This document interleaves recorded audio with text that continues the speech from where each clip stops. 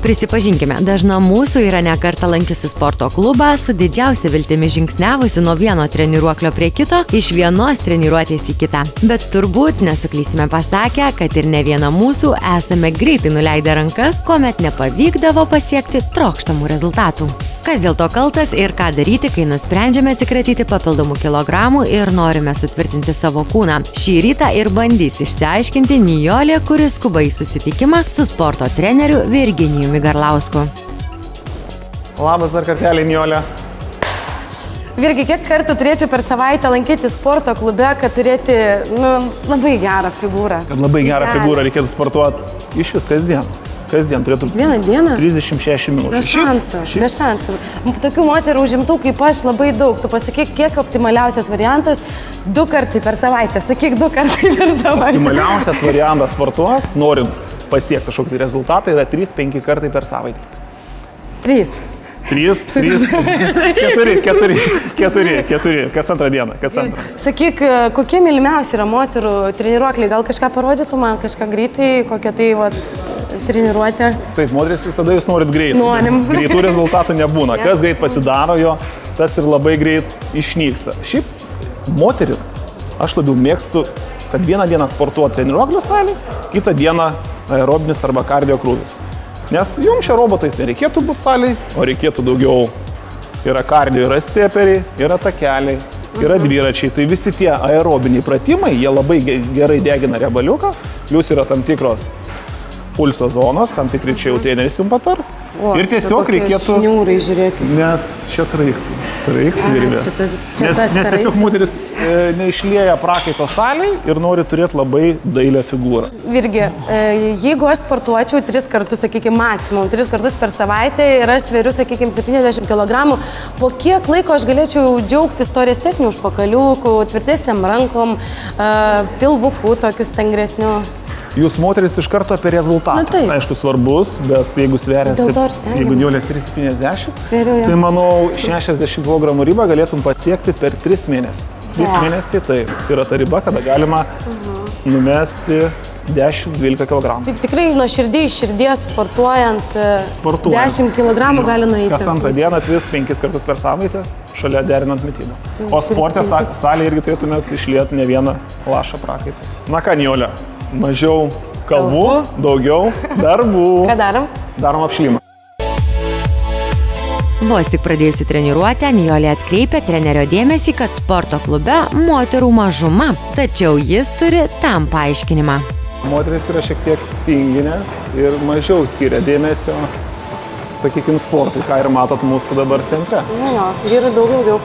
O planai prieš pradėdamos sportuoti, moteris siekia tam tikrų tikslų.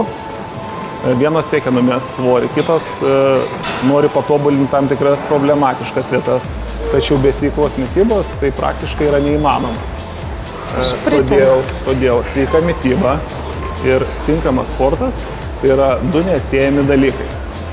Tačiau daugelis to nesupranta, ypač moteris, nes jos visada nori maksimalių rezultatų, įdėdamos minimaliai pastangų. Tai yra neatsisakydamos pyragėlių ar kitokių skanėstų. Jūs nori turėti dailų liemenį, gražias kojas ir aplamai tobulą figūrą. Deja, tokių stebuklų nebūna. Reikia prakaitos salėje. Tai va, tai. Tai dažnai būna, kad moteris ateina pasportuoja, čia išprakaituoja ir stengiasi ir paskui eina valgyti ko, cepelino? Tai būna tokios, kurios sako, kodėl man Virgi nekrenta svoris, nors aš tiek sportuoju, bet daugelis, aplamai mūsų moteris, ypač Kaune, sako, sportuoju tiek daug, o svoris tik auga. Aš girdėjau labai dažnai taip sako. Stebuklų nebūna, būna, kad darosi ir dietas, bet esmė yra valgyti po trupučiuką, kad ir mėgstat kažkokį saldumyną, tai suvalgykit nedidelį gabalą, bet suvalgykit gabaliuką. O ne tai, kad pasportuojat valandą, o suvalgot per dieną pyragaičių tenai saldumynų labai daug. Taigi, jeigu norite akivaizdžiai patobulinti kūno formas, dėrėtų sportuoti bent jau 3 kartus per savaitę, pakankamu intensyvumu derinant mitybą, nes tik taip galite pasiekti trokštamų rezultatų. Kad sportas netaptų monotoniškas bei dirbtų kuo daugiau raumenų, nerekomenduojama užsiimti vieną sportinę veiklą. Pavyzdžiui, tik bėgiojimu arba tik svarmenų kilnojimu. Pasitarkite su specialistais, jie tikrai parinks treniruotes taip, kad būtų ne tik naudinga, bet ir nenuobodu. Kita svarbi taisyklė – nepersistenkite sportuodamos. Pavyzdžiui, jeigu nesportavote 2 metus, nesitikėkite, kad iškart galėsite sportuoti visų krūviu, nes kitaip jūsų lūpose gali nuskambėti daugumai girdėta frazė „bandžiau sportuoti, bet pasidarė tik blogiau“. Dar Nijolė, dar 20 liko, dar. Ne. Virgi, nebegaliu, daugiau nebepadarysiu nieko, bet to noriu labai valgyti. Gerai, Nijolė, kad treniruotė nenueitų per niek, o tu, manau, galėtum prisivalgyti kažko tai negero. Dabar suvalgyčiau kiaulę. Kokių kebabų ar dar kažko, tai aš tave kviečiu skaniai vakarieniai, jeigu tu nieko prieš. Tai kad pietus dar man, aš dar pietų nevalgiau. Bet vakarienė tai skaniai, gerai. Ačiū, kur mes valgysim? Tai, Nijolė, tavo vakarienė, štai maistinės skaidulos. Puikiai, po sporto, manau, labai dera. Labai dera, tai nenorėsi tos kiaulės suvalgyti, suvalgysi. Greičiau darom. Greičiau. Nepatikėsit, maistinės skaidulas man rekomendavo sveikos gyvensenos specialistė prieš porą mėnesių. Aš pasinaudojau jos patarimu ir geriu dabar kiekvieną dieną.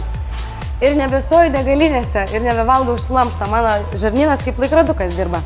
Manau, kad maistinės skaidulas reikėtų vartoti, nes sportuojantys žmonės vartoja daug baltyminio maisto. Tai yra kiaušiniai. Tai yra kiaušiniai, yra lėsa varškė, yra vištienos krūtinėlė ir kiti produktai. O maistinės skaidulos padeda žarnyno veiklai, padeda visai peristaltikai ir jų mes gaunam per mažai, todėl tavo pasirinkimas yra labai sveikintinas. Ačiū labai. Oi, lak. Tai ką? Ačiū tau, Virgi, labai už daug žinių įvairiausių. Jaučiu netgi savo sėdmenis, netgi pilvo presą jaučiu, ką buvau pamiršus, kad turiu. Ačiū labai ir tikiuosi pasimatysim dar kartelį. Iki. Ačiū.